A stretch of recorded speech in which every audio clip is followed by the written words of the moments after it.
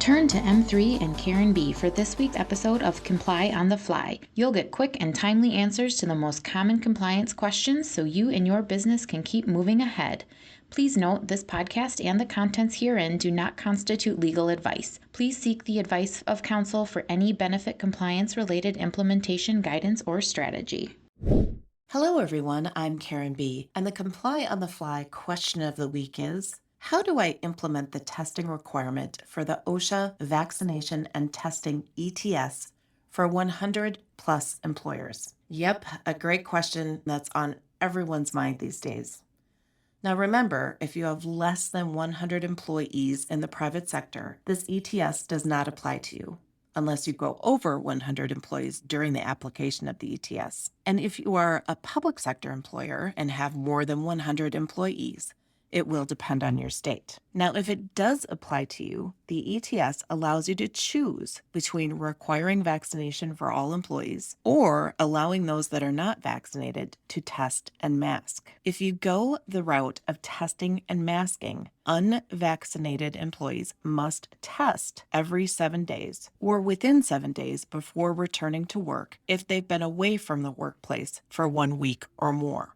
Employees must provide documentation of the test result to the employer no later than the 7th day following the date on which the employee last provided a test result. You, as the employer, are not required to pay for the tests. However, be aware that some states and collective bargaining agreements may prohibit you from making the employee pay. Documentation. Documentation of test results is required, and if they don't give it to you, you must keep the employee removed from the workplace until they do. However, if employees cannot get test results because of supply shortages or lab capacity, it may be appropriate for the employee to return to work. You, as the employer, however, should document this as a good faith effort to comply. Record keeping. You are required to keep records of all test results. These results are considered employee medical records and must be kept confidential. However, these records, as maintained by an employer, are not protected under HIPAA. Tests. What are the acceptable tests under the ETS? Well, OSHA has clarified in their FAQs what type of COVID-19 tests are acceptable. They must be a viral test, cleared, approved, and authorized, even under emergency use by the FDA to detect infection with the COVID-19 virus. They must be administered in accordance with the instructions.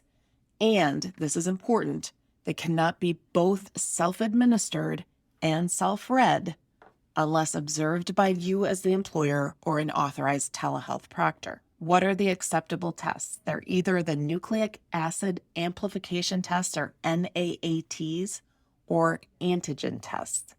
Antibody tests are not acceptable.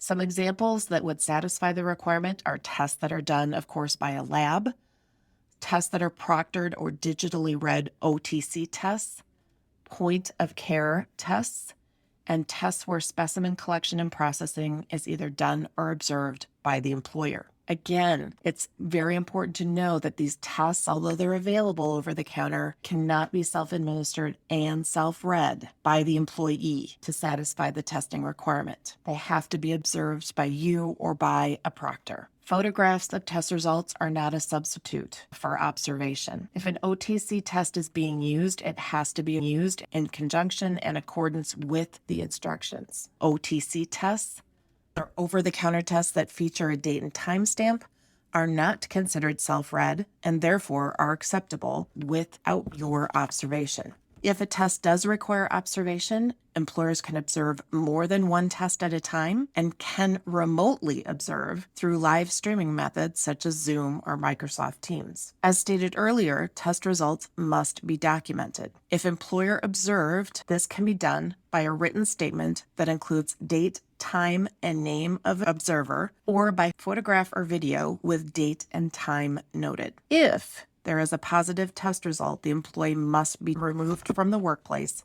and can only return if the employee receives a negative NAAT test following a positive antigen test result, or the employee meets the CDC return to work guidance or is cleared to return by a healthcare professional. Employers are not required to provide additional paid time off for those removed from the workplace unless required by state law or collective bargaining agreements. Remember, if the employee tests positive or is diagnosed with COVID-19, testing is not required for 90 days. 100% remote or outdoor workers are not subject to the weekly testing criteria. And that is your Comply on the Fly question of the week. Thanks for tuning in. What's on your mind? If you have a pressing compliance question, send it to askherein@m3ins.com. We'll do our best to cover it in an upcoming episode. You can now follow and subscribe to Comply on the Fly on Spotify, iTunes, and Google Podcasts. Make sure to tune in next week and encourage others to join us.